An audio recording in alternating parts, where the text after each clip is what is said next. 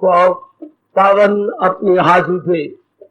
कृष्णाय वासुदेवाय हरिये परमात्मने न क्लेश नाशाय गोविंदाय नमो नमः। गोविंदाय नमो। वसुदेव सुतम देवम कंसानूरमर्दनम देवकी परमानंदम कृष्ण वंदे जगत गुरु कृष्ण वंदे श्री कृष्णा शरणं मम। श्री कृष्णा शरणं मम। श्री कृष्णा शरणं। अभाग्यशाली कल्याणकारी मेरे देवियों, बड़भागी गीता के परकार मेरे सज्जनों, धार्मिक भाइयों, आओ अपने मन को एकाग्र करे, जोड़ दी भगवान जी की अत्यंत कल्याणकारी मधुर वाणी में। कई वर्षों के बाद आप पुरुषोत्तम योग 15वें अध्याय में प्रवेश किए हुए हैं और भगवान जी की वाणी जो भक्ति से भरपूर है श्रवण कर रहे हैं। कल हमने विचार किया, महाराज जी ने एक दृष्टांत देकर के हमारे कई प्रश्नों को आसान बना दिया। संसार एक वृक्ष के समान है, ऐसा वृक्ष जिसको अश्वत्थ कहती है, कोई भरोसा नहीं इस वृक्ष का, अर्थात वृक्ष चलायमान है, जड़ जिसकी भगवान है और बाकी जितना ये विकास कर रहा है उसी जड़ अर्थात भगवान के कारण से। यदि हम बार बार मेरे देवियों सज्जनों इस बात पर घर में बैठकर एकांत की घड़ियों में विचार करेंगे तो मन पूर्ण रूप से भगवान की ओर झुक जाता। तन हमारा प्रारब्ध के अनुसार कहीं भी रहे, बात तो है मन की कि मन में भगवान का चिंतन जारी हो जाए, और जब हम बार बार मनन करेंगे तो मन भगवान की ओर हो जाता है। क्योंकि मन में ये बात गहरी उतर जाती है कि सारे संसार का कारण मेरे भगवान जी। जब भी फुर्सत घड़ियां मिले मेरे देवियों, जब भी मेरे सज्जनों को, मेरे भाइयों को टाइम मिल जाए, इसी बात की गहराई में सारे संसार की जड़ कौन है? भगवान जी। चला भी वही रहेंगे, बना भी वही रहेंगे, और आखिर में इन सारे प्राणी पदार्थों को अपने में ले लेती हैं। तो फिर सच्चाई क्या हुई? भगवान जी, भगवान जी। इस सारे संसार में सच्चाई वही नहीं जो आए और गए। ये जितने भी संसार के प्राणी पदार्थ दिखाई देते ये तो आए और गए, आए और गए।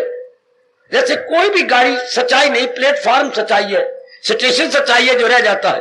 कितनी गाड़ियां अप आई, डाउन आई, इधर की आई, उधर की आई, चल दी शपा। तो गाड़ियों को हम सच नहीं कहेंगे, सच वो कहेंगे जो हमेशा दिखाई देता स्टेशन। इससे संसार के कई युग आए, सतयुग, त्रेता, द्वापर, कलयुग, ये चक्कर में रहती हैं। और कितने रूप बने, कितने आए। महाभारत आपने सुनी, पढ़ी, कितने 18 अक्षौणी सेना सब खत्म हो गए और आखिर में क्या रहे? एक भगवान जी रह गए। यही भगवान जी ने हमें गीता में पाठ पढ़ाया जो हम काफी पक्का कर चुके हैं, किसी की न कुछ बात फकत एक वही साथ बाकी है। अगर तो इसी जन्म में तर जाने की तीव्र इच्छा है, इस बात को पक्का कर लो कि रहे रब का ना रहना कुछ भी ना, तो हमारा मन फिर उन्हीं में जम जाए। व्यवहार तो हम करेंगे, माँ जी घर में है, पिताजी है, बहन है, भाई है, आपने शादी कराई है, 7 लावा फेरे लिए है, ये सब ठीक है, लेकिन मन अपना मालिक में लगाएंगे। क्योंकि ये चीजें चलायमान है। पक्की कर लो सज्जनों, बड़ी जल्दी पक्की कर लो कि ये सब चीजें चलायमान, सब की सब। वाह! मेहमानों की चलायमान, जैसे मेहमान आया, कुछ घंटे रहा, चल दिया। इसलिए संसार के प्राणी पदार्थ आए और चल दिए। इसलिए दाना आदमी हमारे जैसे विचारवान वैरागी केवल भगवान का चिंतन करेंगे। मन ने कुछ से कुछ चिंतन करना है तो हम भगवान का चिंतन कराएंगे जो थे, हैं और सदा रहेंगे। ऐसा बिठा लो अपने मन में, जैसे हम अपने मन में बिठाकर अपने मन को प्रशांत किए हुए हैं। अपने मन को हम फ्रिज बनाए हुए हैं। जैसे फ्रिज में सब चीजें ठंडी हो जाती हैं, हमारे मन में सब कुछ ठंडा हो गया। इसी बात को जान करके तो भगवान ने कितना अच्छा दृष्टांत दिया वृक्ष का, और फिर कहा जड़ मैं ही हूं। इस सारे संसार के, विराट संसार की जड़ भगवान जी हैं। अति सुंदर। बाकी डालियां, पत्ते, बूर, फूल, वो सब उसी जड़ के कारण से। हम न डालियों को देखेंगे, न बूर को देखेंगे, न फूल को देखेंगे, हम तो देखें किस कारण से इतना बड़ा संसार का वृक्ष विकास कर रहा है। हम विकास की ओर देखेंगे सज्जनों, देवियों। वो ध्यान दे लो, इसी जन्म में सफल हो जाओ अगर हम जड़ का चिंतन करते रहेंगे। और जड़ हमारे भगवान जी हैं, हमारे नारायण जी हैं, हमारे प्रभु हैं, हमारे इष्टदेव हैं, हमारे सर्वे सर्वा हैं। सर्वे सर्वा, वो सर्वाधार है, सर्व आधार, सबका आधार वही है। वाह वाह, ऐसी बात पक्की कर लो। और आप देख भी रहे, भगवान आपको और भी दिखाएंगे संसार का चिंतन वाले, जिससे इस बात को पकेगा मैंने जड़ का चिंतन करना, मैंने इन चीजों का चिंतन नहीं करना जो आए और गए, आए और गए। आए और गए का चिंतन करने वाले में राग द्वेष बढ़ जाता है, वासना कामना इच्छाएं बढ़ जाती हैं। फिर हमारा मन जो 2 ढाई 4 दिन मांग के लाए भटकता रहता है ना। भगवान करे आप मेरे से भी ज्यादा ये पाठ पक्का कर ले जो हमारे भगवान जी बता रहे हैं, समझा रहे हैं। अच्छा, तो ये पता लगा हमें कि ये सारी चीजें नाशवान है। हाँ, और जो जड़ है वो अविनाशी है, जड़ का कभी नाश नहीं होगा। नाश किसके होगा? जो फैलाव है, जो संसार का फैलाव है, जो इतनी बड़ी एक्सटेंशन है, ये आप सब जान गए। अब मैंने आपको बताया, भगवान जी ने समझा दिया पहले श्लोक के अंदर, अब हम इसको मन में रख ले। माँ ने भोजन बनाया तो देखने के लिए देखकर परोठे बनाया मूलियों वाले, और ये दही पड़ी है, ये एक तरी वाली सब्जी, एक सूखी सब्जी है, तो ये देखना नहीं, बैठ के एक एक गिलास तोड़ तोड़ के हम खाएं। भगवान जी ने बता दिया, अब एक एक बात मेरे जैसे समझ के अपने अंदर रखना, बस पूरा इनकलाब हो जाता है मेरे सजनों। ओ मेरी कल्याणकामनी देवियों, जब हम भगवान की बात को अपने मन में रख लेते हैं। चलो, अब मुझे अपने आप को यकीन दिलाओ कि मैं प्रभु की इस बात को जरूर पक्का कर लूंगी। क्या कि जड़ इस सारे संसार की, कैसा संसार? चलायमान संसार। जब ये संसार बोला करो, ये शब्द बोला करो, चलायमान, चलायमान संसार। जैसे हम घर में कहते हैं चलायमान बेटी, हमारी धी चलायमान है, बड़ी सियानी है, कमाती है, बहुत अच्छी है, सेहत बहुत अच्छी है, लेकिन है चलायमान है। हाँ, आज भी गई और कल भी गई, इसलिए सारा संसार चलायमान है। तो चलायमान में मन नहीं लगता। बड़ी जल्दी आपकी बिगड़ी बन जाएगी मेरी देवियों और मेरे सजनों। बस सिर्फ यही बात पक्की करनी है, चलायमान। क्योंकि कई जन्मों से हमने संसार को टिकायमान समझा हुआ है कि ये तो स्थायी है, स्थायी नहीं है, ये चलायमान है। इसके बाद अधा चूर्ध्वम प्रेसिता तत्स्य शाखा गुण प्रविता विषय प्रवाल अधा च मूलानि अनुसंततानि कर्म अनु बंधनी मनुष्य लोके हरिओम तात हरिओम तात हरिओम तात। एकाग्र रहना देवियों, तो कैसी बातें हम सुनने के आदि नहीं है। अब जो संसार में गुण है वो डालियों की तरह है। डालियों में ब्रांचेस, शाख है। जो भी संसार में गुण है, जिसपे मालिक ने हमें जोर दिया कि गुणों को अपनाओ, सिर्फ जानने में गुण जो है वो डालियों की तरह है, और गुणों को अपनाना हमारे लिए बड़ा जरूरी है और अपना भी रहेंगे। और बाकी कहनी आपत्ति वो नाना प्रकार के कर्म, छोटे बड़े कर्म, कर्म भी है, कर्तव्य कर्म भी है। अच्छा, जरे इसकी दुनिया तक जाए, ये हमारे जो और जो कर्मकारी से, कर्म से बात जाए, तो ऐसे ही ये फैल जाता है वृक्ष जो हमें राग द्वेष के साथ बांध देता है। सिर्फ दृष्टांत समझा रही है, हम खुद उलझ जाते हैं राग द्वेष करके। असलियत का पता हो तो हम अपने कर्तव्य कर्म करेंगे, उलझेंगे नहीं। यही भगवान ये नहीं कहते मैं तो दुनिया छोड़ दो, दुनिया में रहो, उलझो नहीं, सुलझ के रहो, ये भगवान कहना चाहती हैं। सुलझ के रहेंगे जब असलियत की पहचान करें। हमें असलियत का लग जाए पता कि असलियत इस सारे संसार की, विराट संसार की भगवान जी है, तो हमारा सारा वक्त ध्यान भगवान में लगेगा। हम किसी प्राणी के साथ, पदार्थ के साथ नहीं उलझेंगे, नहीं उलझेंगे, नहीं उलझेंगे। अज्ञानता में उलझा जाता है, ज्ञान में नहीं। अच्छा, जब भगवान जी की असलियत की जानकारी जाती मेरी माता और बेटियों, बुजुर्ग और भाइयों, फिर अब बिल्कुल नहीं उलझते, बल्कि क्या बाला बाला रहते हैं, बच के रहते हैं। यही भगवान चाहते हैं। उलझना पाप है, कर्म करना पाप नहीं होता, सुलझ के करें, उलझ के नहीं तो अपने कर्मों से राग द्वेष पैदा होता है, उसमें उलझ जाएंगे। नहीं, हम अब दिव्य प्रेम में भरकर भगवान के लिए कर्म करेंगे, भगवान के लिए जिंदा रहेंगे, तो मन में कोई वासना नहीं उठेगी, कामना नहीं उठेगी। सुनो मेरी देवियों, वह तर जाओ, मैं बार बार कहता हुआ नहीं थकूंगा, तर जाओ। सिर्फ मन को बचा के रखना है, तन तो हमने काम करनी है, लेकिन मन को उलझने नहीं देना, काम में, क्रोध में, मोह में, मन भगवान के संग लगा रहेगा। जब ये पता लगे कि मेरा कल्याण ही भगवान से होना और सच्चाई भगवान है, बाकी सब चीजें चलायमान है, तो मन लगेगा ही नहीं संसार में, कर्म करता हुआ भी नहीं लगेगा। कर्म में मन कब उलझता है? जब उससे फल की इच्छा न की जाए, मुझे ये मिले, मुझे वो मिले, तब उलझ जाएंगे। जब ये हो कि मैंने तो अपना कर्तव्य कर्म करना है, बस मैंने अपना कर्तव्य कर्म करना है, दैट्स ऑल। फिर जीव उलझता नहीं। जब शेख चिली की तरह मैल खड़े करे, मुझे ये मिलेगा, मुझे वो मिलेगा, मैं फिर ऐसा करूंगी, आप उलझ जाएंगे। और जब ये कि मैंने अपना कर्तव्य कर्म करना है, बस आगे शेख चिली की तरह मैल खड़े ना करे, हवाई किले ना खड़े करे, है खाली पुलाव ना पकाए, बफे नहीं उलझेंगे। ये महाराज जी की बात ले लो। भगवान हमें दूसरे दया बता चुके हैं, तुझे काम करना करो मर्देकार, नहीं नहीं, उसके फल पर तुझे इख्तियार। बड़ा क्लियर किया हमारे सरताज और मन के राजा ने, और हम लोग ने ये बात सदा के लिए अपने मन में रख ली है, क्योंकि मेरी और आपकी कर्म प्रधान योनि है, मनुष्य योनि कर्म प्रधान।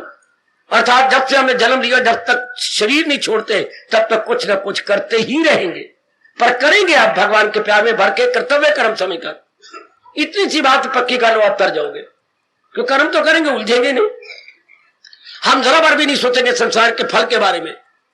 हमारे तो तकिया कलाम मेरा और आपका ये हो जाएगा, यथा मति यथा शक्ति। यथा मति, जितनी बुद्धि दी परमात्मा अपने, और जितनी मानसिक और शारीरिक शक्ति प्रदान की, उसी के आधार पर मैंने कर्म कर दिया। आप जानो, आपका काम जानो। ऐसा जीव तो बिल्कुल आजाद होकर रहेगा, ऐसा जीव तो मेरी कल्याणकामी देवी बिल्कुल स्वतंत्र होकर रहेगा। वो कर्मों के बंधन से आजाद बिल्कुल छूट जाएगा। आप आजमा भी रहेंगे, भगवान आपको और मौका दे। ये जरा दृष्टांत दिया वृक्ष की डालियां पत्ते कह करके। नारूपमस्य ये तथाप्लभ्यते न च आदि न च संप्रतिष्ठा अश्वत्थमेनं सरूढमूलम् असंशस्त्रेण दृढेन छित्त्वा हरिओम हरिओम तात हरिओम तात। भगवान कहते हैं इसके बारे में ज्यादा विचार न करो, क्योंकि संसार और संसार के भगवान का ना आद है ना अंत है, ना कोई बीच में। पर संसार प्रकट हो जाता है, भगवान में समा जाता है, भगवान फिर संसार को बढ़ा देते हैं, संसार फिर अपना काम करता है, फिर वो सतयुग लाता है, कभी त्रेता लाता है, कभी द्वापर लाता है, कभी हमारे ये कलयुग लाएगा, फिर सतयुग बन जाएगा। ये चक्कर चलता ही रहेगा, इसका कोई अंत नहीं है। ध्यान देना, ये बात को कोई इसलिए इस पर विचार नहीं करना। संसार सोचने योग्य नहीं है, मनन करने योग्य है। तो जो संसार को बना रहा है, जो रेफरी बन के संसार को चला रहा है, उसके बारे में सोचना विचार करना चाहिए। संसार के, और हमारी सारी जिंदगी संसार के बारे में रह जाती है। तो फिर अब तो हमने बहुत सोचा बाबा और बहुत फंस गए, तो अब क्या करें? भगवान कहते हैं वैराग की तेज कुल्हाड़ी से काटते। वैराग तो शमशीर तजरीद से काट दो। शमशीर कहते हैं तलवार को या कुल्हाड़ी को, तेज वैराग की कुल्हाड़ी से काट दो। जो कुछ हमने किया, जहां राग बनाया, द्वेष बनाया, और भी बड़े टंटे किए, मेरे प्रभु कहते हैं उसको काट दे, खत्म कर दे इसको। जो आज्ञा, जितना हो सके रहे संसार में, उलझ के नहीं। मैं फिर भी कह रहा हूं, सुलझ के रहेंगे हम। उलझ के नहीं रहेंगे, सुलझ के रहेंगे हम। इस दरबार में आते भी इसलिए गीता जी का ज्ञान लेकर के हम सुलझ के रहे। हाय, सुलझ के। ये वो दर है जहां आने से तकदीरें बदलती है। आहा, जहां पर सर झुकाने से उलझने सब सुलझती है। जब महाराज जी का ज्ञान हमारे पल्ले पड़ जाता है, कोई उलझन नहीं रहती, हम पूर्णपैन सुलझ जाते हैं। पूर्णपैन सुलझ गए, जब हमें विचार करने का, इरादा करने का तरीका आ जाता है। शाबाश शाबाश, बहुत अच्छे। पता लग जाता है कैसे जीना। भगवान को मुख्य रख के, महाराज जी को मुख्य रख के, वह फिर भगवान कहते हैं बस वैराग। वैराग होती लियाकत। वैराग क्या होता है? उस चीज को वैसे जान लेना। शरीर जो है ये 5 तत्व से बना जा रहा है, मन इससे वैराग कर लेगा, और जो शक्ति चला रही वो मेरे इष्टदेव जी है। अब परमात्मा के साथ हमारा राग हो जाएगा और शरीर इसके साथ वैराग हो जाएगा। इस दुनिया में सारी चीजें क्या है? जड़ और चेतन। ऊपर वाले के साथ तो वैराग हो जाना है, और अंदर वाला जिसको चला रहा है उसके साथ राग। ये हमारे की क्या है? Detach attach. हमने डिटैच होना है संसार के प्राणी पदार्थों से, और अटैच होना है अपने भगवान जी के साथ। पकड़ो छोड़ो का जीवन है ये। आप भगवान को पकड़ रहे हैं, संसार के पानी पदार्थ को छोड़ते जा, ना छोड़ो तो भी ये हमें छोड़ते जा रहे हैं। आप अगर दुनिया वाले रजोगुणी तमोगुणी नहीं छोड़ने का पानी पदार्थों, तो क्या पानी पदार्थों को नहीं छोड़े जा रहे? छोड़े जा रहे हैं। तो लियाकत ये कि जी पहले ही वैरागी बन के इनसे अपना मन तोड़ दे। ये तो अगर हम नहीं तोड़ते तो ये तो तोड़ रहे हैं ना। रिश्ता तब बना रहता है जब दोनों तरफ हम प्यार करें, है दोनों आपस में प्यार करें तो रिश्ता बना रहता है। अगर एक ना करे तो दूसरा खत्म। बेटे एकांगी प्रेम नहीं हो सकता, एकांगी प्रेम नहीं हो सकता।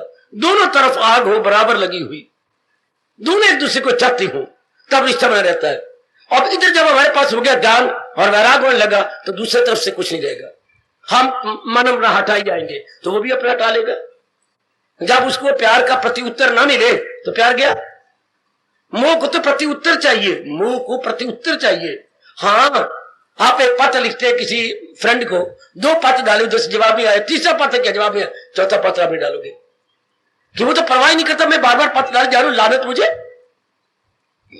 फ्रेंडशिप तय रखती है, आप पत्र डालो फौरन जवाब आए, फिर दूसरा, फिर तीसरा, फिर चौथा, फिर 5वां, फिर 10वां, फिर 18वां, ये पत्र डाल जो प्रति उत्तर मिलता रहे। You must have the reply, तब फ्रेंडशिप बने लगी। अगर एक तरफ लिखोगे तो कब तक? ये संसार बना इसी तरह है, दोनों तरफ से बना। आहा आहा आहा, तो भगवान जी फरमा रही है संसार की असलियत को जान ले। बड़ी लाकत की बात है मेरे बुजुर्गों, मेरे भाइयों, माताओं और मेरी कल्याणकारी देवी, हम संसार की वास्तविकता से पहचान कर ले, और फिर संसार में रहते हुए पूरा मन भगवान में लगता। जैसे शादी करने के बाद आप सास की भी सेवा करते हैं, ससुर की भी, ननद की, सारों की, लेकिन पूरा मन श्रीमान के साथ लगा हुआ, क्योंकि उसी के नाते से सारा ससुराल है, उसी के नाते से जितनी भी रिश्तेदारियां अपने श्रीमान के नाते से है। इससे संसार में रहते हुए समझ आ जाती है ये जितने भी लेन देन है केवल केवल भगवान जी के कारण, उन्हीं के कारण से ये सारा कुछ हो रहा है। ऐसे जी मैं आपको पूरा विश्वास लाता हूं कभी नहीं जन्म लेंगे, क्योंकि उनका मन ना वासना में, ना कामना में, ना राग में, ना द्वेष में, उनका पूरा मन तो मेरे सज्जनों, मेरी देवियों, भगवान में लगा रहता है। तो जिनका पूरा मन भगवान में लगा रहा, मैं नहीं कह रहा, भगवान ने हम सबको वचन दे रखा है, मिलना मेरा उसको आशा। उन्होंने बड़ा करारा वचन दे रखा हम सबको, सदा मेरा पैगम जिसे ध्यान है। तो सदा ध्यान तब रह गए संसार को जीरो बना दे। संसार की वैल्यू जो मूर्खता से बढ़ाई थी, बढ़ाई, अब ना बढ़ा, बेड़ा पार। अब संसार की वैल्यू न बढ़े, अब हमारा बेड़ा पार। हम संसार की वैल्यू बढ़ा देते हैं, उसकी फिर कामना हो जाती है, फिर राग द्वेष हो जाता है, पूरा एक संसार खड़ा हो गया। फिर हमारी कामना कुछ पूरी होगी, कुछ अधूरी रहेगी, फिर जन्म हो गया। इस अवस्था में जब भगवान को हमने पूर्ण पैर अपना बना लिया, पूरी मात्रा बनाई, तो वो अवस्था बन जाती है मन की इंसान करे ख्वाहिशें दिल से, कोई तमन्ना नहीं, संसार संबंधी कामना नहीं, लेना नहीं, देना नहीं, कुछ नहीं। जिसने बच्चे शादी नहीं की उसे संसार के मुताजी क्या मतलब, क्या दी देनी नहीं, नौ लेनी नहीं, उसने बच्चे तो बनाए नहीं। हाँ, बच्चे बनाए तो लड़की भी होती है, लड़का भी होता। हाँ, तो लड़की के लिए कोई लड़का चाहिए और अपने लड़के के लिए कोई लड़की चाहिए, तो उसने तो ये स्यापा किया ही नहीं। तो ये कहावत मशहूर है हमारे, दी देनी नहीं, नौ लेनी नहीं। तो जिसने वासना कामना बनाई नहीं, राग देना नहीं, द्वेष देना नहीं, कोई राग द्वेष नहीं, कोई कामना नहीं, ऐसे जीवों के लिए भगवान ने निकाली दूसरा जाए। निकालो ये आखिरी दो श्लोक, यही गए मकाम वसल ऐसा ब्राह्मी स्थिति, अर्जुन मेरे दीदार से पहले ये अवस्था बन जाए। बहुत लाभ उठाया मैंने भगवान के आखिरी दो श्लोकों का, दूसरे अध्याय के आखिरी 71 और 72 का, चूंकि वो बताए थे कि ये अवस्था बन जाती है अंदर की। अच्छा, तो हम लोग ये अवस्था बनाई जा रहे, आप भी बना लो कि जब अवस्था ये बनती है तो मैं क्यों ना बना लूं। कोई मन के अंदर कोई संसार की कामना न रह जाए।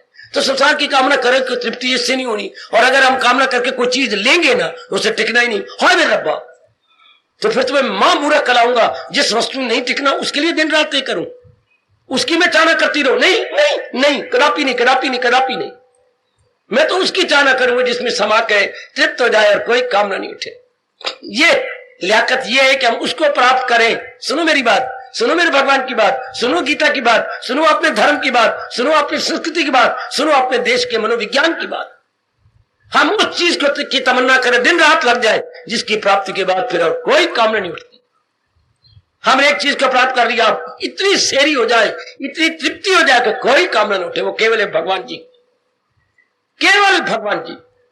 जिनके बाद क्या होती है, कोई कामना नहीं, वासना नहीं, इच्छा नहीं। ये क्या, उन्होंने पढ़ लिया तो नौकरी की कामना, फिर नौकरी ले तो शादी की कामना, शादी का तो बच्चों की कामना, बच्चे हो गए तो फिर मकान की कामना, मकान हो गए तो फिर और कामना। इसी तरह करते करते मर गए हम। कामना ले आए थे, कामना पूरी करते गए, कामना लेके फिर मर गए। क्यों बार बार हम कामना करती हैं? ऐसी बुद्धि खोलो, क्योंकि हमारी तृप्ति नहीं होती। क्यों मैं बार बार कह रहा हूं मामा एक फुल्का और, मैंने 4 फुल्के ले लिए फिर और मांग रहा हूं, क्यों? मेरे अभी पेट नहीं भरा। अब दूसरे शब्दों में मेरी तृप्ति नहीं हुई, इसलिए माँ जी एक फुल्का और ले, पुत्र ले ले। 5 या 6 फिर मैंने और मांगा, माँ एक फुल्का और, मेरी माँ पेट नहीं, ले ले। तो इंसान कामना पे कामना क्यों करता है? ओ मित्रों, ओ मेरी बेटी हो, तृप्ति नहीं होती मन को। और यह तृप्ति फिर कहां से होगी? केवल भगवान से, जिसे तर्क के लज्जत की लज्जत मिले, उसे दीदे बारी की दौलत मिले। ये तो मन में रख लो। तृप्ति का मतलब जिसके बाद कोई कामना वासना ना उठे, बिल्कुल कोई कामना नहीं, कोई वासना नहीं। शाबाश, ये बड़ी लियाकत की बात। घोर कलयुग में आप ग्रस्ती हैं और ये ज्ञान आपके पल्ले हो जाए। मैंने देख लो, भिखारी बन के मर गए।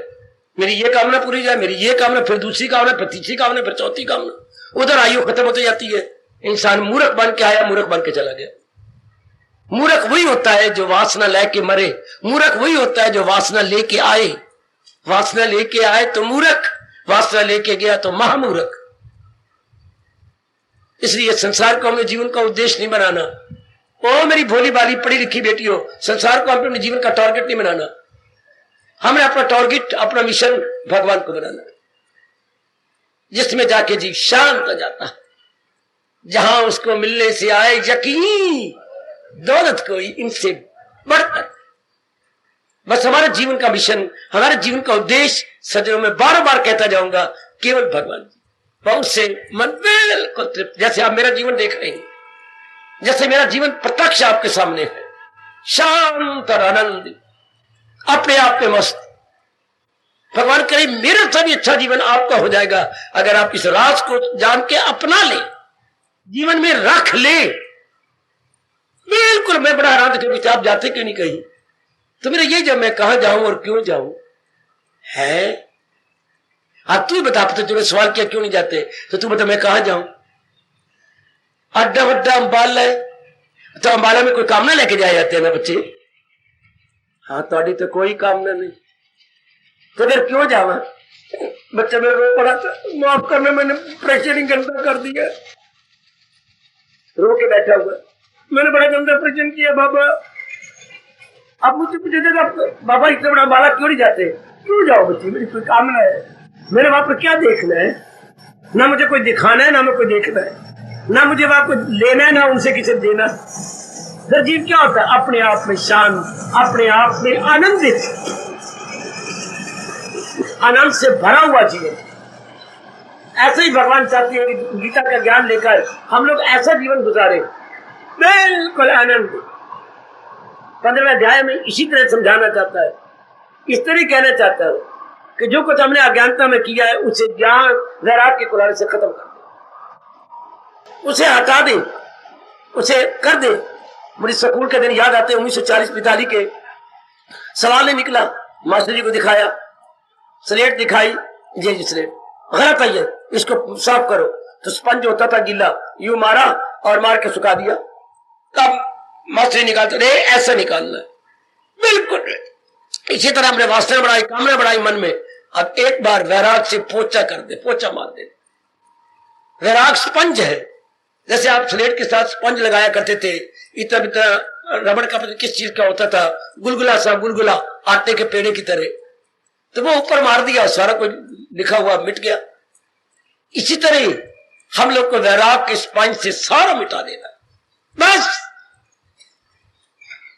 ऐसा जी 2 दिन रहेगा, शांति से जिए, कोई काम नहीं, वासना नहीं, कोई राग नहीं, कोई देश नहीं, उसका मन अपने आप में रहे, उसका दिल रूह से मुतमय्यन, आत्मनिएव आत्मना तुष्टा, उसका मन अपने आप में संतुष्ट हो। ऐसा बन जाओ मेरे सज्जनों। आपकी गीता आपको ऐसा उपदेश देती है, आपकी गीता आपको बिल्कुल स्वतंत्र कर देती है। इसको भगवान ने क्या कहा? यज्ञमय जीवन, यज्ञमय कर्म।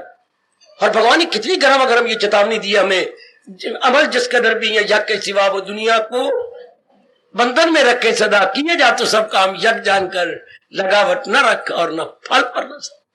ये यज्ञमय जीवन जिसमें कोई अटैचमेंट नहीं, कोई कामना नहीं, इसको हमारे हिंदू धर्म के अनुसार बोलते हैं यज्ञमय जीवन, अर्थात कुर्बानी से भरा हुआ जीवन, कुर्बानी से भरा हुआ जीवन। ऐसी रहनी बनाओ मेरे बच्चे, ऐसी रहनी बनाओ मेरे बुजुर्गों, और खासकर मेरे युवक वर्ग, ऐसी रहनी बनाओ। चुपचाप शांत जीवन, कोई प्राश्रय का जीवन नहीं, सहारे का जीवन नहीं, बस अपने आप में मस्त। अब 15वां अध्याय यहां शुरू हुआ है कि जो तूने मिट्टी पाई वैराग से हटा दे। वैराग का मतलब असलियत की पहचान। कई सारे संसार में अगर असलियत है तो भगवान जी, एक असली सत्ता तो केवल भगवान जी। मुझे बोलते हुए एक घटना याद आ रही है। गांधी जी विदेश जा रहे थे पहली बार, और पानी का जहाज था। पानी के जहाज में 5-5 कमरे होते हैं, उस कमरे को बोलते हैं कैबिन। छोटे छोटे कमरों को बोलते हैं कैबिन। जैसे वो रेलवे लाइन पर छोटा सा कमरा है, लाइन मैन के लिए उसको कैबिन बोलती है, कैबिन। तो वो कैबिन थे छोटे। तो अंग्रेज उनसे बहुत चिढ़ने लग गया, ये बेवकूफ इंडियन, ये वो क्यों जा रहा है, ये जा रहा है। तो उस हवा के लिए मोड़ियां बनी होती थी इस कमरे में उस कमरे में। तो उसने एक बड़ा गंदा खत लिखा अपने पैड पर, लंबा चौड़ा पद, गालियां गुलियां, ये वो इम्प्रॉपर और अश्लील शब्द बड़े लिखे, और पेन से अटैच किए 4-5 कागज लिख के। तो जो रोशनदान की मोड़ी इधर से उस मोड़ी में चढ़ के गांधी जी के कमरे में डाल दिया। समझ गया ना, वो इधर मोड़ी थी, हाँ होल छेद, उसमें ऊपर चढ़ के मेज पर अंदर फेंक दिया। गांधी जी सवेरे उठे तो कागज फेंका हुआ, उन्होंने देखा कि खूब गालियां गिन गिन के दिए। तो उन्होंने वो जो पेन लगा हुआ था वो ले लिया, लेके अपने रुमाल के साथ या कागज साथ लगा लिया। तो लगा के वो फाड़ फूड़ के उसको अपने कूड़ा क्रिकेट के बॉक्स में डाल दिया। तो 2 दिन गुजर गए, उससे राह ही नहीं गया बेवकूफ से। उससे कहा, मिस्टर गांधी, हाँ आपको कोई अंदर पत्र नहीं मिला? मिला था। तो फिर आपने पढ़ा, बड़े प्यार से पढ़ा, फिर आपने क्या किया? मैंने उसे फाड़ करके इसे कूड़ादान में डाल दिया। तो उसमें कोई भी चीज अच्छी नहीं थी, इतना लिख लेके मैं मर गया। अच्छा आपने लिखा? हाँ। तो उसमें कोई अच्छी चीज थी? अच्छी चीज क्या? ये ऑल पेन जो मैंने ये रखा हुआ, बस यही एक अच्छी चीज थी, बाकी तो कोई अच्छी चीज थी नहीं। अब गले लग गया, मुझे माफ दे दो, इतने वाइज मैन, इतने अभद्र पुरुष है। ये पेन था, ये मेरे काम का था, बाकी कागज कोई मेरे काम का नहीं, गालियां कोई काम की नहीं थी, वो फाड़ के मैंने फेंक दिया, ये मेरे काम का था। और नेक मेरी देवियों, मेरे सज्जनों, इस संसार में कोई चीज याद करने वाली नहीं, कोई भी नहीं, केवल एक भगवान जो हम सीने में रखे हुए, जिनकी याद हम अपने अंदर रखे बैठे। बाकी गांधी जी के पत्र की तरह मैं एक आल पेन है जो मैंने रखा हुआ, जो बहुत कभी काम आ जाएगा मेरे। बाकी सारी गंदी शब्द गालियां थी, सारे संसार की चीजें चलायमान है। इसलिए ये विचार करने योग्य नहीं, मन में रखने योग्य नहीं। अगर गांधी इतनी लियाकत कर सकते हैं कि एक ऑल पेन अपने साथ रख लिया कि ये मेरे काम आएगा, बाकी ये गंदी गालियां ये मेरे काम नहीं आती। सजना, एक महाराज जी हमारे काम आ रहे हैं, परलोक में भी काम आएंगे, अब भी काम आएंगे, ये रखने योग्य है। इस तरह आप अपने मन को समझा लो, इसको वैराग कहते हैं। वैराग ये नहीं कि मेरी तरह भाग भगा के बाहर आ गए। ये भी एक आध व्यक्ति ऐसे भी दुनिया में रहेंगे जिनको भगवान कहते हैं कवि दिल का आजाद घर बार से रहेंगे, लेकिन हर एक के लिए नहीं। आपको तो भगवान कहते हैं रहो जाप भी आपको भगवान ने रखा है, लेकिन कैसे रहना है? तन काम में मन रहे, ये हमारे हिंदू धर्म के अनुसार चोटी का वैराग, कि तन से तो कर्तव्य कर्म कर रहे हो लेकिन मन मालिक में जोड़ा हुआ, ये वैराग है। इससे बढ़ के वैराग की परिभाषा कोई भी नहीं कर सकेगा, जैसे प्रभु जी ने हमें समझाई। तन द्वारा जो हमारे ऑब्लिगेटरी ड्यूटीज है दैट मस्ट बी एग्जीक्यूटेड, करेंगे, लेकिन जहां तक मन का तो लेकर नहीं फंसाएंगे, नहीं फंसाएंगे, नहीं फंसाएंगे। हम कहीं भी अनटेंगल नहीं होंगे, हम अपने आप को आजाद रखेंगे। समझो मेरे कल्याणकामी सज्जनों, ओ मेरी कल्याणकामी माताओं, मेरी अच्छी बेटियों, हम उलझेंगे नहीं, सुलझ के रहेंगे। इसको हमारे गीता धर्म कहती है वैराग। शाबाश। महाराज जी ने शुरू 15वें अध्याय में कहा अगर कुछ लेना है, बनना है, तो वैराग से पहले काट क्या कर करूं, जो मैं जहां भी उलझा हूं जैसे हाथ में कुल्हाड़ा होता है तो हम वो कितनी टहनियां काटते हैं, टहनियां काट काट के फिर बाकी हिस्सा काटते हैं।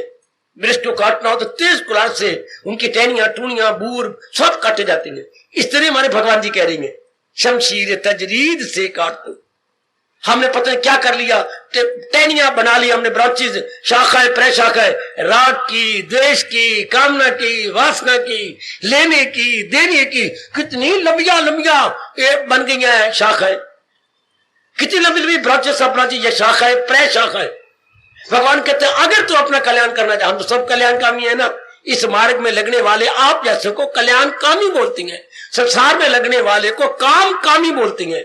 दो शब्द मेरे से सीख लो ना, संसार में लगने वाले को क्या बोलती है? काम कामी, कामना पूरी करने वाले, और हमें बोलती है कल्याण कामी, कल्याण चाहने वाले। बस तीसरे प्रकार का व्यक्ति कोई नहीं होता दुनिया में, दो प्रकार के हैं, काम कामी और कल्याण कामी। कलयुग में कल्याण कामी बहुत थोड़े, काम कामियों की कोई गिनती नहीं है। काम कामी अगणित है, लेकिन महामूर्ख है, कामना लेके आए, कामना दिन रात पूरी करते गए और कामना पूरी नहीं हुई, मर गए, कामना लेके चले गए। हाय हाय हाय हाय हाय हाय हाय, कौन करे स्यापा, दर्द होती है, अंग बड़े दर्द होते हैं, हम नहीं करते स्यापा। शाबाश, कामना लेके आए, दिन रात गधे बन बन के कामना पूरी कर कर कर कर कर करके फिर भी आखिर में कामना लेके चले गए। अच्छा होता है कि कामना पूरी करके जाते, पर कामना पूरी होनी नहीं, क्यों? क्योंकि तृप्ति नहीं होनी। दूसरी कामना क्यों उठती है? तृप्ति नहीं हुई, तृप्ति के लिए मन छटपटाता है, तीसरी कामना, चौथी कामना, पंचवी कामना। माया ने इतने पर्दे बुद्धि पर डाल रखे हैं मेरे सज्जनों, मेरे देवियों, कामना पे कामना किए जा रहे हैं और ये सवाल नहीं करते कि कामना क्यों नहीं पूरी हो रही।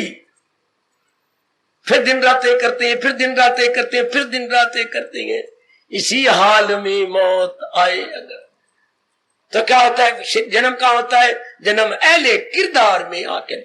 14वां अध्याय कह रहा है ऐसे गंदे जीव क्या उनके घर में जन्म लेते हैं जहां धंधे नहीं खत्म होने, धन की होगी कमी, जहां जाओगे वहां 6-7 बहनें होंगी, 4-5 भाई होंगे, हाँ धन है नहीं, वह टट्टू बने रहो, पढ़ाई पढ़ाई करनी कोई नहीं, कच्चा पा लेना, लंबा नाला लटकता रहेगा, हाँ बाल कटाने के लिए कोई फंड फुंड कोई नहीं होगा, बस चगल मगल बनते रहना, दाढ़ी इधर वाल बड़े हुए इधर काट लेना, इधर रख छोड़ना, ये दाढ़ी मुड़ छोड़ना या रख छोड़ना।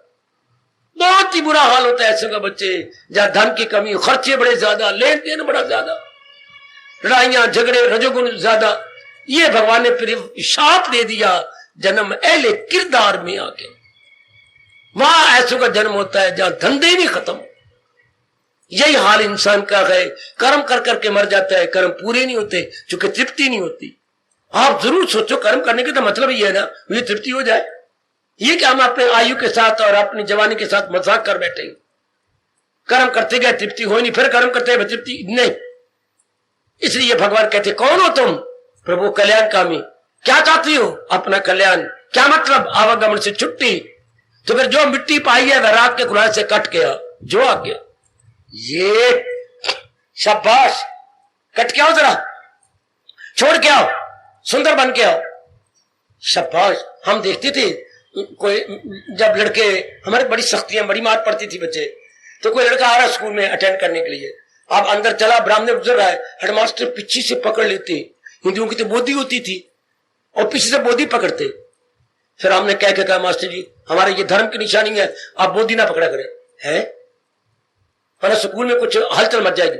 आज के हेडमास्टर ने रियलाइज कर लिया, अच्छा तो बोधी से यूं पकड़ते थे। ये कौन से कपड़े पहन के? स्कूल के कपड़े हैं, ये तो टट्टी उठाने वाले कपड़े हैं, यूं बोलते थे हेडमास्टर। अरे ये तो टट्टी साफ करने वाले कपड़े हैं, हरिजनों के कपड़े हैं, जाओ घर में जा। घर में कपड़े मेरी माँ ने धोए कोई नहीं, तो बुखार हो गए। तेरी माँ ने बुखार हो गया तो इतने हेडमास्टर ने बुखार हो गया तो जा भाग जा, कपड़े बदल के आ। ये नहीं स्कूल में बैठे तो साफ सुथरे कपड़े बैठो, आज मैले कुचैले हरिजनों वाले कपड़े पहनेगा, पहन के आ जा। वहीं से क्लास में नहीं जाने देना, बोधी पकड़ के दरवाजे से बाहर निकाल देना, निकल जाओ, जानता पे कपड़े पहन के आओ, कपड़े घर में है कोई नहीं, छुट्टी ले ले आज। अच्छा जा रहे, वहां जाने के लिए कपड़े बदल के आओ, तो मालिक में जाने के लिए क्या पुराने गंदे कर्म उतारने नहीं पड़ेंगे? जो कुछ हमने किया, काम का किया, काम क्रोध का, मोह का, लोभ का, अहंकार का, वो अंतःकरण के कपड़े ये मास्टर जी मारते थे, बाहर के गंदे कपड़े। मैले कपड़े कुचैले कपड़े उतारो और अच्छे कपड़े पहन के आओ, जवाब गया। भगवान भी ये कहते हैं अगर आप कल्याणकामी हो उतारो ये गंदी वृत्ति से करती है, ये विकार, ये मनोविकार उतारो। ना तो मैं किससे उतारू, ये तो हाथ से उतार सकती हैं। यू पकड़िया, दोनों हाथ लगाए तो गले से नीचे उतार दिए, लेकिन वो कैसे उतारे गंदी वृत्तियों वाले, मनोविकार कैसे उतारे? भगवान ने कहा वैराग से आएगा।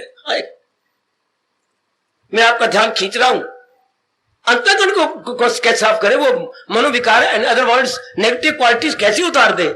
हमारे प्रभु जी कह रही है वैराग से। इन्हें काट फिर आ दे मेरे पास, जो आज्ञा मेरे मालिक, जो आज्ञा। इशारा क्या हुआ? वैरागी ही इस मार्ग में लग सकती है, रागी नहीं। आजकल पखंड का जमाना है, राग भरा हुआ है, बाहरी रूप में शो करते हैं वैरागी है, कोई वैराग नहीं, अंदर राग भरा हुआ, इसी को पखंड बोलते हैं। इसी को भगवान ने कहा बड़ा गंदा दिल है वो, मक्कारी है ये। भगवान कहते हैं हम लोगों ने तो कोई मक्कार तो हो नहीं सकता। गीता का प्रेमी कभी मक्कार नहीं बनेगा, गीता उसे खुद साफ कर देती है, निर्मल बना देती है। अब कल्याणकारी बने तो 15वें अध्याय की शुरुआत कैसे? नहीं, अभी तो हम अधिकारी नहीं 15वें अध्याय के। वाह वाह मेरे सज्जनों, मेरे भाइयों, मेरी माताओं, मेरी नेक बेटियों, 15वां अध्याय तो मेरे अधिकारी नहीं हूं, तो मैं कैसे बनूं? पहले वैराग से जो कुछ तूने मिट्टी पाई उन मनोविकारों को मिटा के, यही हम आरती बोलती हैं, विषय विकार मिटाओ पाप हरो देवा। तो यही मैं कह रहा, विषय विकारों को हटाओ और जो भी गंदे कर्म या अशुभ कर्म किए हटा के वैराग से, जो आगे हटा दो इस वैराग से।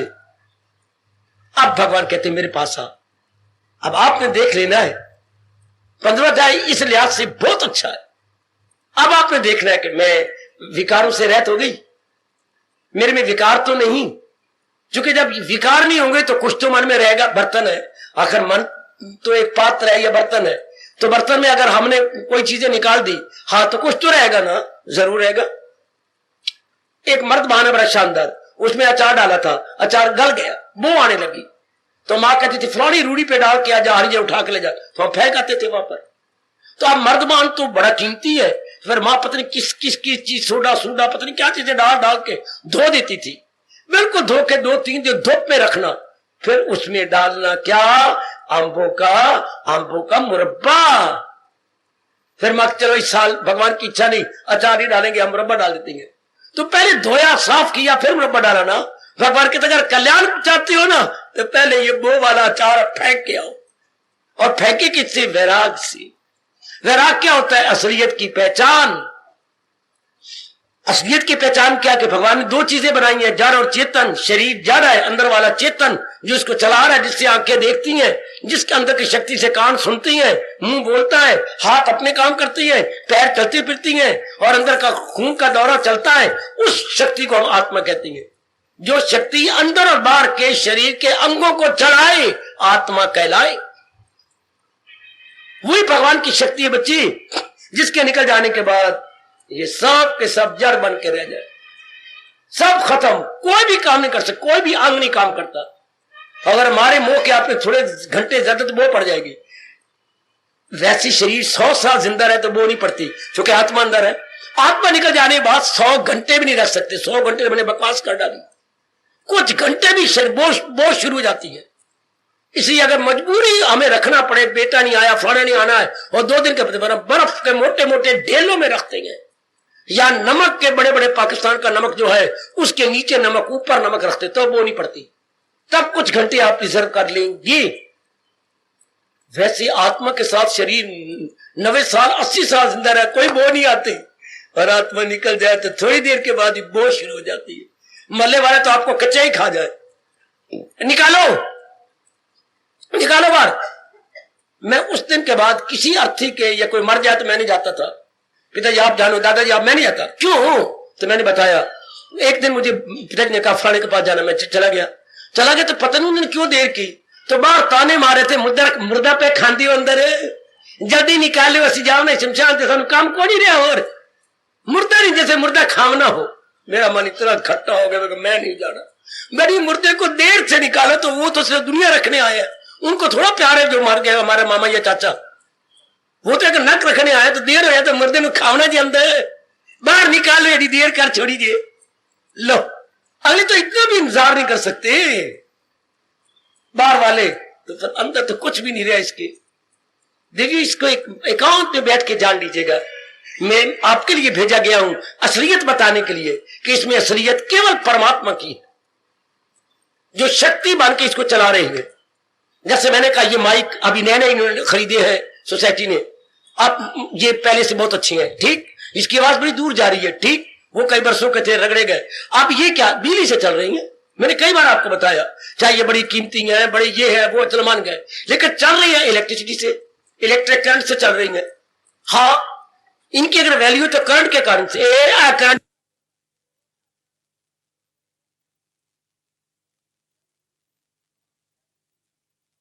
गई तो आवाज भी आ गई। हाँ, इस तरह भगवान की करंट मेरे और आपके अंदर है, पर हम हिंदू लोग करंट नहीं बोलते, आत्मा बोलते। बाहर की शक्ति हो तो उसे तो करंट कहती हैं, अगर मालिक की शक्ति हो तो उसे हमारे यहां विशेष शब्द है, शास्त्रीय शब्द जो व्यास जी ने कहा, आत्मा। हम उसे है वो करंट, भगवान की शक्ति। ऐसा जान लेने वाला क्या भगवान का चिंतन करेगा। हम शरीर से काम लेंगे, जैसे इससे काम लेते, लेकिन पता है कि करंट के कारण से है, बिना करंट के ये जीरो है, चाहे हजारों रुपए के हैं दोनों, लेकिन जीरो है अगर बिजली का करंट नहीं तो। शरीर करोड़ों रुपए का होगा, लेकिन जीरो है, परमात्मा इसको छोड़ दे तो, परमात्मा की शक्ति न रहे तो। बस ये जान लेने वाला क्या करेगा, हमेशा भगवान का चिंतन करेगा। चूंकि उसने पूर्ण रूप में जान लिया कि असल तो मेरी मालिक है, ये हो गया वैराग, इसको बोलते हैं वैराग। शरीर को सब कुछ न समझा जाए, शरीर के चलाने वाली शक्ति को सब कुछ समझा जाए, ये वैराग। तो भगवान कहते ये ले, अपना पूरा मन मेरे में लगा के आ, और शरीरों से हटा के आ, और शरीरों के अंदर जो गंदी वृत्तियां आ गई थी हटा दे। जब शरीरों से मन हट जाएगा तो वृत्तियां भी गई। अगर काम आता है नारी के साथ, नारी को आदमी के साथ, तो शक्ल के साथ आता है, शक्ल से मन टूट गया। फिर क्रोध किसके साथ इसने गंदा व्यवहार किया तो उसके साथ ही मन टूट गया। फिर लोभ धन पदार्थों का, रूपों के लिए, उसके साथ ही मन टूट गया। मोह इसी शरीर के साथ मन टूट गया। तो एक असल को समझ लेने के बाद ये काम क्रोध मोह लोभ सारे टूट गए। चूंकि ये काम क्रोध लोभ मेरी देवियों मेरे सज्जनों क्या होता है, सिर्फ रूपों को सच्चा मानने से मन गंदा दुखदाई सुख मान लेता है, किसी सुख मिलेगा। अब असल बात पता लगे नहीं, पूरा सुख तो रब से मिलना है, इनसे नहीं। बस ऐसे व्यक्ति के संसार में रहना सफल हो जाए। ऐसा व्यक्ति सुलझ के रहेगा, उलझ के नहीं। कैसे? जैसे भगवान कहते हैं, कमल के न पत्ते पे ठहरे तरी, ऐसे। जैसे हमारे हिंदू धर्म में प्रतीक है, संबल है हिंदू धर्म का, कमल का खिड़ा हुआ फूल, नीचे कीचड़ है, डंठल है, हरा पत्ता है, फिर भी वो निराला है। इस तरह संसार है, काम क्रोध मोह लोभ अहंकार है, लेकिन बिल्कुल हमारा मन निराला बन के रहेगा। ये रहने का ढंग, इसको वैराग कहती हैं।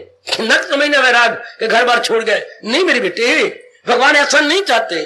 भगवान ने तो सुप्रीम कोर्ट की तरह फैसला दे रखा है, क्या क्या क्या क्या क्या, तर्के अमल से है बेहतर अमल। कर्म छोड़ देने की बजाय कर्म करना चाहिए। जैसे भगवान ने बताया, इसे अपने परिवार का भला, गली मोहल्ले वालों का भला, समाज का भला, आए खाएगा।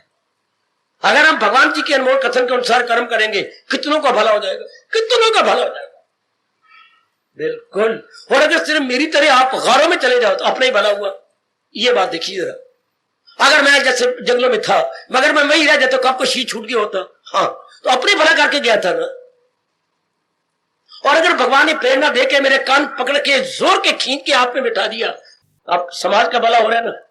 सारा समाज भगवान के प्यारे बन रहे हैं, अपनी गलतियों का एहसास कर रही हैं, अपने आप को निर्मल करने में जुट गए हैं, लग गए हैं, अपना परलोक बना रही हैं। अगर एक अपनी गारों से निकल के बाहर आ गया, कितनों का लाभ हो गया। और अगर एक ही अपनी जात में समा जाता तो अपने में कल्याण करके जाता ना। भगवान इसमें खुश नहीं होते। भगवान कहते ना पुत्र, सबकी भलाई में कहा। मालिक हमारे कृष्ण जी ये चाहते हैं कि एक दीपक जल गया तो वह जल के चला गया, भगवान कहता गलत, दिए से दिए को जलाते चलो, कई दीपक जल जाए, तब प्रभु बड़े खुश होते हैं। तब मेरे कन्हैया, मेरे इष्ट देव जी, मेरे भगवान कृष्ण बड़े प्रसन्न, जो अपने संग लग के कई बुझे हुए दीपकों को जला दे, वो भी प्रकाश देने लग जाए। आओ मेरे देवियों, इसको वैराग कहते हैं। भगवान खुश यही होती है कि खुद उठो और लोगों को उठाओ, उनको जगाओ, उनको गिरे हुए को रब दा प्यारा बनाए ताकि वो भी अपना जन्म सफल करके जाए। फिर मेरे मालिक कहते हैं बहुत अच्छे। फिर भगवान बड़े प्रसन्न। ये वैराग सही रूप में अपने भगवान जी को ऐसे ही वैरागी बड़े पसंद होते हैं। खुद जागे दूसरों को जगा दे, खुद वाणी में की कदर करे और अनेकों को वाणी की कदर करवा दे। Then and then lord Krishna pleased and please forever. बड़ा प्यार करती है ऐसे प्यारों को जो जगा रहे हो, उठा रहे हो। यह है वैराग। बाकी जो वैराग की भावना अपने मन में बना रखी है बिल्कुल हमेशा के लिए छोड़ दो। भगवान को ये पसंद नहीं है। भगवान गीता में बार बार कहते हैं नहीं कुछ करो, ऐसा करो कि दूसरों को लाभ हो। गीता ये चाहती है इस ढंग से रहो कि खुद भी ना उलझो और दूसरों को भी सुलझा दो। आएगा। वो ये कहते हैं कि एक आदमी डूबा जा रहा था, बड़ी मुश्किल से किनारे पे आ गया, तो कहते किनारे पे आ गए तो कहां जा रहे हो? घर जा रहा हूं। नहीं, तुम डूबने से बच गए? हाँ, जो कई डूब रहे हैं उनको पकड़ के बाहर निकालो। भगवान कहते हैं ये है वैरागी कि खुद भी बाहर आ गया किनारे पर और जो डूब रहे थे उनको अपना हाथ लंबा पकड़ा के मेरा हाथ पकड़ो, खींचे जा रहा। तो इससे वैराग क्या है? खुद भी गंदगी से निकल जाए और अनेकों को ज्ञान दे के निकाल। शमशीर तजरीद से काट तू। हमारे प्रभु हमारे सरताज इसमें बड़े प्रसन्न होते हैं कि इस तरह वो निकल आया। आप देख लेना भगवान आगे कहेंगे अब तू अधिकारी बन गया। अब भगवान कहते आगे क्या कहेंगे? अब तू बोल। पहला पाठ, अगर हम वैरागी बन गए, रूपों से मन तोड़ लिया, रहेंगे रूपों में मन तोड़ के, रहना घर के अंदर लेकिन घर का बन के नहीं, कृष्ण का बन के, अपने प्रभु जी का बन के रहेंगे। परिवार के अंदर परिवार में रहेंगे लेकिन परिवार के बन के नहीं।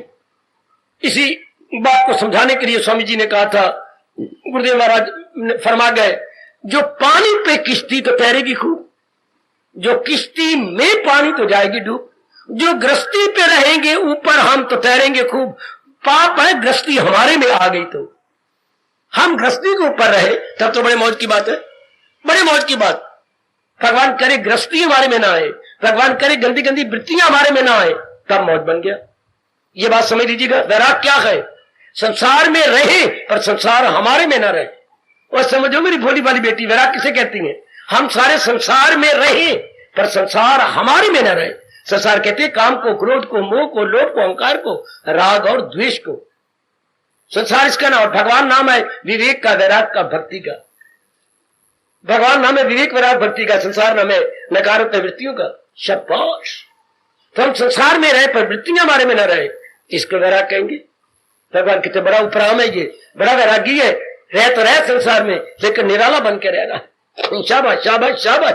आहा, इसको कवि, भारतीय कवि ने बड़े अच्छे शब्दों में प्रकट किया। मैं क्या करूं, मैंने अनेकों से लाभ उठाया है।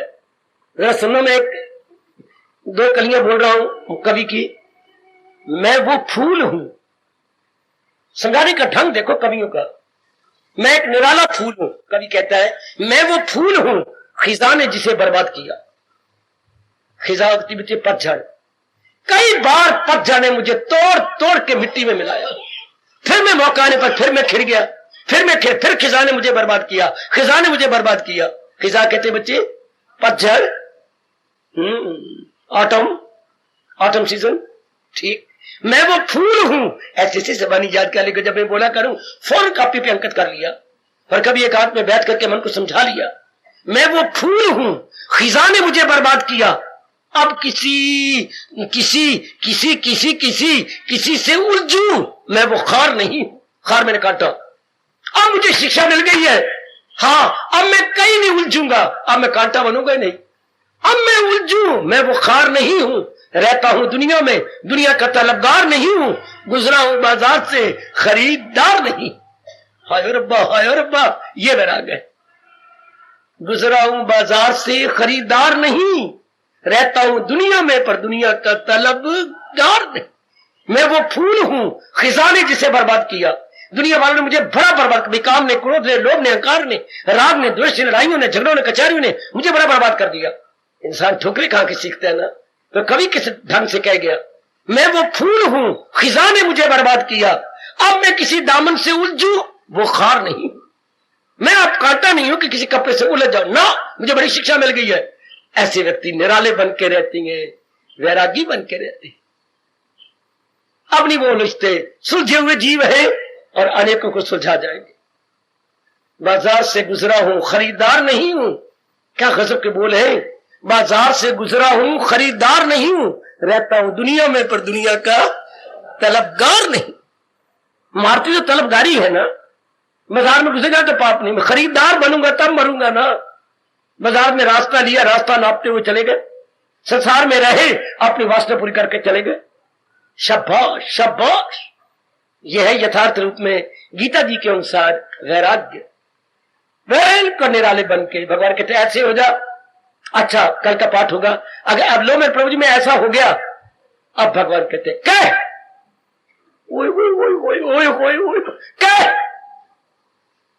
महाराज मैं क्या कहूं, बोल कह। मुझको परमेश्वर की अमा। टेक मेरे आगे मत घुटने, जोड़ मेरे आगे हाथ। हमारी इष्ट देव कह रही है, लो प्रभु घुटने टेक दिए, लो मैं हाथ जोड़ता हूं। बोल श्री कृष्ण शरणम। हे मेरे इष्ट देव, बुद्धि से, मन से, तन से मैं आपकी शरण देता हूं। कह मुझको परमेश्वर की अमा।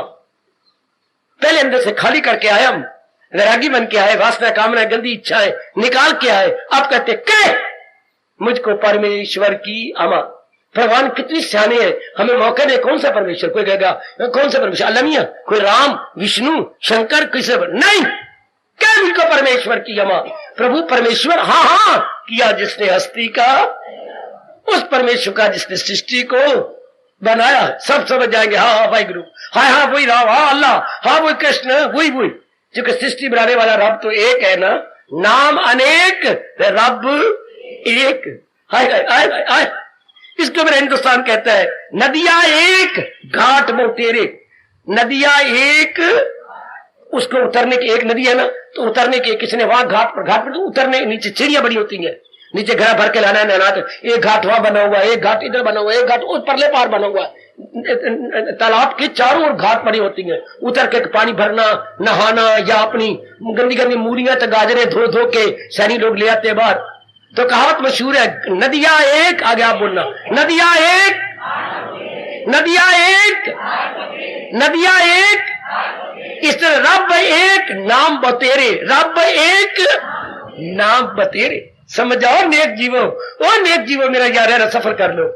नदियां एक घाट बतेरे, रब एक नाम बहुतेरे।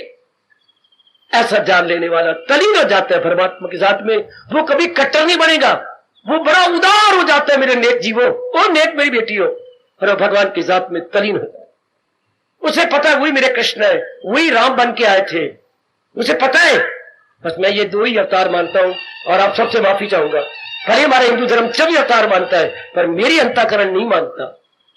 जहां तक जो बुद्धि रब ने मुझे दी है, मैं इन दोनों को अवतार कहता हूं, तीसरा मैं कह नहीं सकता। चोटी के अवतार भगवान कृष्ण के थे, नंबर 2 पे मैं राम को मानता हूं। मैं अपने लिए बात कर रहा हूं, आप जो मानते मानते रहो। चोटी का अवतार भगवान कृष्ण का, जिन्होंने चोटी का ज्ञान दिया, और नंबर 2 पे भगवान राम, जिन्होंने मर्यादा बना दी कि धर्म में मर्यादा क्या होती है, धर्म में ज्ञान क्या होता है, भगवान कृष्ण ने बताया। सुनो, मैं क्यों दोनों को मानता हूं। धर्म में ज्ञान किसे कहती है, गीता। धर्म में मर्यादा किसे कहती है, भगवान राम। आप भी विचार करना, आप जरूर मेरे साथ सहमत हो जाएंगे।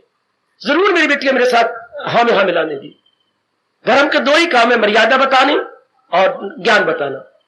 तो मर्यादा रूप में भगवान राम नंबर ले गए, और ज्ञान रूप में भगवान कृष्ण नंबर ले गए। इन दोनों का रिकॉर्ड कोई भी बीट नहीं कर सकेगा, कोई इनका रिकॉर्ड तोड़ नहीं सकेगा। गजब ढा दिया इन दोनों ने इस रूप में, इस अवस्था में। ओ मेरी देवियों, रब एक नाम अनेक, नदियां एक घाट बतेरे।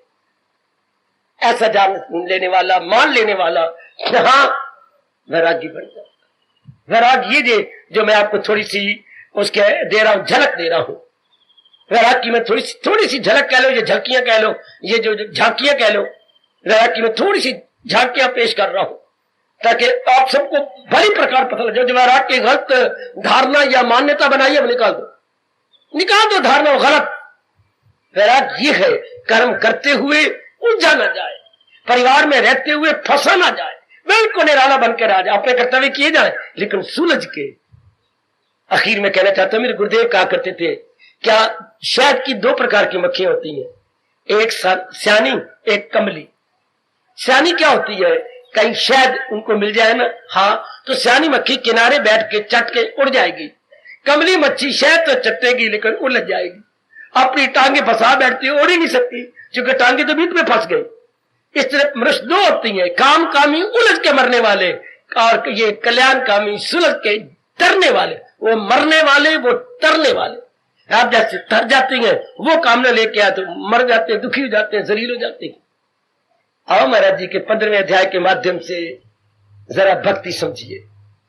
भगवान ने अभी हमारे अंतःकरण को तैयार किया है भक्ति का उपदेश देने के लिए। जैसे शाम को अगर बहन दूध लाती थी तो पहले राख, जो राख होती थी, वेम बुम को नहीं होते थे, चूल्हे की राख, तो राख उसमें डाल के रगड़ रगड़ के और बार बार धो के फिर माँ को, माँ आज मैं धो दिया, हाँ अब ठीक है, अब या दूध ले आ। क्योंकि दूध आती बार फिट जाता था रास्ते में, तो फिर नहीं बर्तन धोया गया अच्छी तरह, तो बर्तन धो के इधर भी भगवान जी पहले हमारे अंतःकरण बर्तन को धुआ रही हैं। अब कहेंगे आओ मैं भक्ति का अमृत डालू। और अमृत में क्या कहेंगे, अब तो कहे मुझको परमेश्वर की अमामन शरण ले, प्रभु मैं आपकी शरण लेता हूं। मजा तो तब आता है जब अंतःकरण खाली हो जाए। कमंडल में दूध डलवाने का मजा तब आएगा जब दोपहर के जो चने रखे थे कमंडल में वो निकाल लें और चने का जो असर है अंदर वो भी राख मल मल के साफ सुथरा कर दे, तब तो दूध रखने का मजा आ गया ना, वरना दूध रखने का मजा ही ना आया। फिट जाएगा, हाँ वो तो फिट जाएगा। हाँ भगवान कितने सियाने हैं, ये नंद छोरा कितना सियाना है, ये कन्हैया कितना सियाना है। मैं तुझे भक्ति का अमृत दूं, लेकिन पहले अंतःकरण को निर्मल तो कर, पहले हमसे सफा करवा रही है वैराग से, साफ कर। जैसे राख काम करती है बर्तन को निर्मल करने के लिए, ऐसे वैराग काम करता है अंतःकरण को धोने के लिए, सफा करने। राख चाहिए बर्तन साफ करने के लिए, हाँ वैराग चाहिए अंतःकरण को धोने के लिए। जैसे हमारे देश में जयकारा लगता है जो शंकराचार्य जी लगा गए, तन को धो लो पानी से, मन को धो लो वाणी से। हमारे धार्मिक देश का जयकारा मेरी देवी में सजनो यही है, तन को धो लो पानी से और मन को धो लो वाणी से। शुक्र है इस जन्म में वाणी हमारे मुकद्दर में लिख दी। आहा, लिखने वाले कृष्ण ने हमारे मुकद्दर में गीता लिख दी। आहा, लिख दी हमारी तकदीर में गीता। क्या विधाता ने, या विधाता से लिखवा दी या खुद लिख दी। हमारे अहोभाग्य, हमारे अहोभाग्य, बड़े अहोभाग्य कि हम गीता के पुजारी बन के उनके वाणी की समझ भी लेंगे, न केवल समझ रहे बल्कि अपनाने की भी चेष्टा में लगे हुए हैं। इसलिए तो मैं 2-3 दिनों से कीर्तन करवा रहा हूं। कृष्ण जी तेरी गीता को श्रद्धा से सुनते जा रहे, पर मुमकिन साधना को करके कदम गया बढ़ा रे।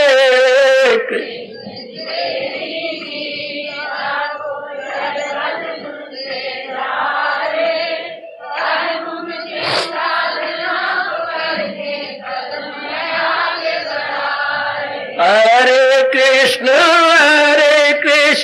कृष्ण कृष्ण हरे हरे, कृष्ण कृष्ण कृष्ण हरे हरे।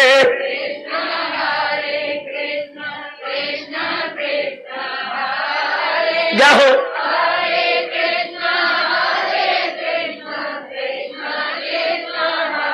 कृष्ण जी तेरी गीता को श्रद्धा से सुनते जा रहे, हर मुमकिन साधना को करके कदम गया बढ़ा रहे। कृष्ण जी बड़े प्रेम से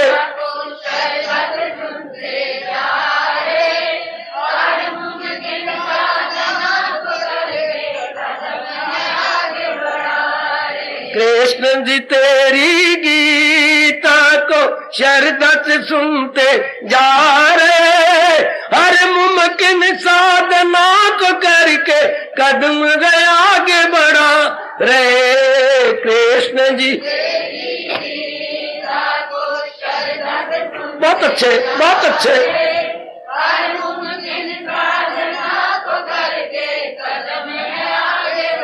आहा, हरे कृष्ण कृष्ण कृष्ण हरे हरे, कृष्ण कृष्ण कृष्ण हरे।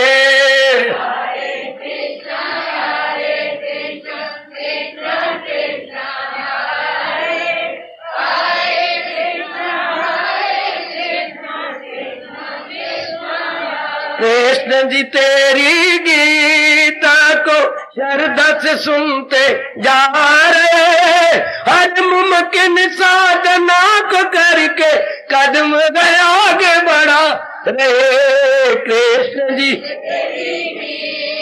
शाबाश शाबाश।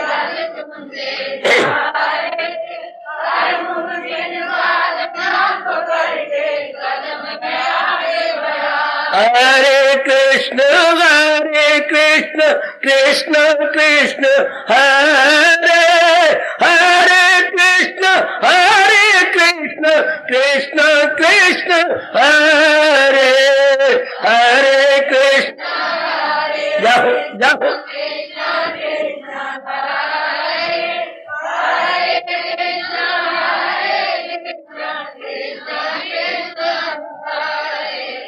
हार्दिक धन्यवाद, हार्दिक आशीर्वाद। अब अपनी शहंशाह की आज आरती बड़े प्रेम और श्रद्धा से उतारे।